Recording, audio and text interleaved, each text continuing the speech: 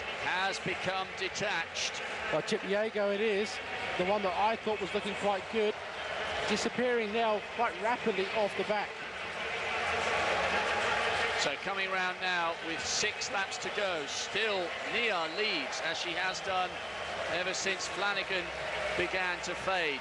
De Barber in second, Algira in third. And still near metronomic pace, 3:06.08 to 7 kilometres, that last kilometre. Well, slowly but surely she is doing the job, isn't she? They're starting now feeling that all this metronomic pace is starting to affect the legs. So, Nia leading, De Barber trying to go for a hat-trick of world titles over 10,000 metres. She's in second, Algira third, Chebet, the double world cross-country champion, in fourth, then Chirono, and now it looks 6 like have become 5. I was going to say, now it looks like Asheta's gone off the back. Well, it looks as if now it's a battle, really, of Ethiopia against Kenya, 2 against 2. We'll join the celebrations for Sandra Perkovic, the Croatian, who's taken the discus title, following in the footsteps of Blanka Vlasic, as a gold medal for the nation in the Mediterranean area, Croatia.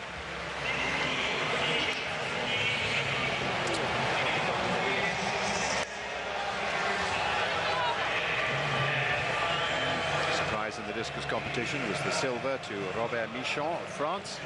Barrios, as expected, taking a medal, taking the bronze for Cuba. We really are getting towards the business end of this race.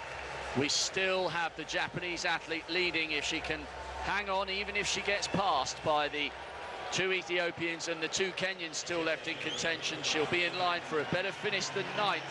That's where she ended up as a result of front-running the Olympic final last year. And still De Barber waiting in second place. Algira third. Emily Chebet, the Kenyan with the short hair, is the double world cross-country champion. She was brilliant in Bydgoszcz in Poland earlier this year.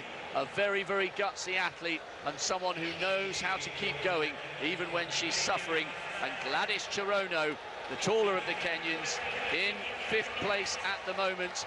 She's got a season's best, only 3 seconds slower than Tyrannus de Barber, but these races aren't really about the times, they're about the belief that you can be the best, and de Barber knows she has yet to lose a major race over 10,000 metres. Well, 4 laps to go, and give credit to Nia, she's doing all the work.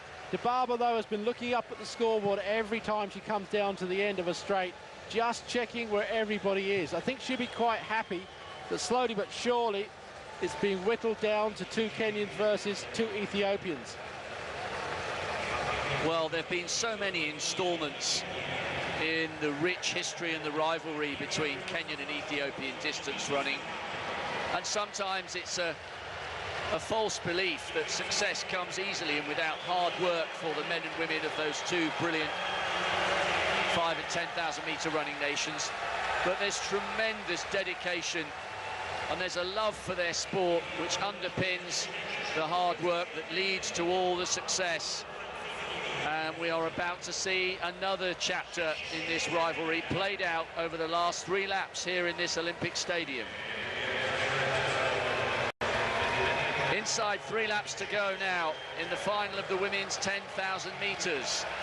Nia of Japan has led for just about half the race, but Tyrannus de Barber, the double Olympic champion over 10,000 metres, the world champion in Helsinki in the rain, in Osaka in the sweltering conditions. She's in second place at the moment. She's tracked every leader and she's looking relaxed and comfortable. Her compatriot Algira is in 3rd place, but we have 2 really classy Kenyans in this. Gladys Chirono with the ponytail and Emily Chebet, the double world cross-country champion. The 3 medals will come from these 5. An extraordinary consistency here, 3:05.46 that last kilometre. Every kilometre within about 2 seconds of each other. Well, at the moment, it's just coming up to 2 laps to go. and they're starting to spread out even more. At one point there, Chirono came up almost to challenge the Ethiopians, but then she slotted back into third place. Dibaba, I think, knows that she's coming into sprint territory now with 2 laps to go, and easing herself through to the second place very comfortably indeed. So 2 laps now in the women's 10,000 metres. Would you back against this woman in second place to take another gold medal? I don't think I would. She's looking very, very comfortable indeed. Dibaba just coasting through in second. Just behind her teammate, Olajar. Then Chirono, the Kenyan, looking good so far, and behind her teammate, Chebet. Just around about 600 metres to go now. Tirinish Dibaba in second place. Algira is just holding off Chirono and Chebet at the moment. They're all tracking the Japanese athlete. She's run a very, very brave race. Can she do something to stay in the hunt? But Dibaba's looking round. She's got this so under control in her body language. She's watching the big screen. She's waiting to see who's behind her. And now she's about to make her break. Well, as she does it, her teammate follows up, Olijar, and the challenge really coming from the ponytail of Chirono, the other Kenyan, moving ahead of her teammate and on the shoulder of the other Ethiopian, Olijar. Tirinish Dibaba now. Inside 400 metres to go. Chebet, the double world cross-country champion, is beaten. A real tussle between Chirono in second, and Algira's already looked over her shoulder. Has she settled for third? Tirinish Dibaba, the imperious Ethiopian. She's been winning global titles for such a long time. Inside 200 to go. Chirono is doing everything she can to respond, but Dibaba's just looked over her shoulder again, and the gap is growing. The world champion from Helsinki, the world champion from Osaka, the double Olympic champion over this distance. She just does not know how to lose a global title race over 10,000 metres. Tirinish Dibaba confirms her status as one of the greatest female distance runners in history. Chirono is absolutely delighted to come home in second place, but that was a performance of genuine class from Tirinish Dibaba. She's one of the greatest we've ever seen. She probably is the greatest we've ever seen, without any question in my mind. I can't think of anybody as good as her over the span of time that she's taken it, the number of championships she's won, the manner that she's won them, and the time she's won them in. Absolutely fantastic, isn't it? Agree. Yeah. And she did that last lap after a fast pace in 59.93.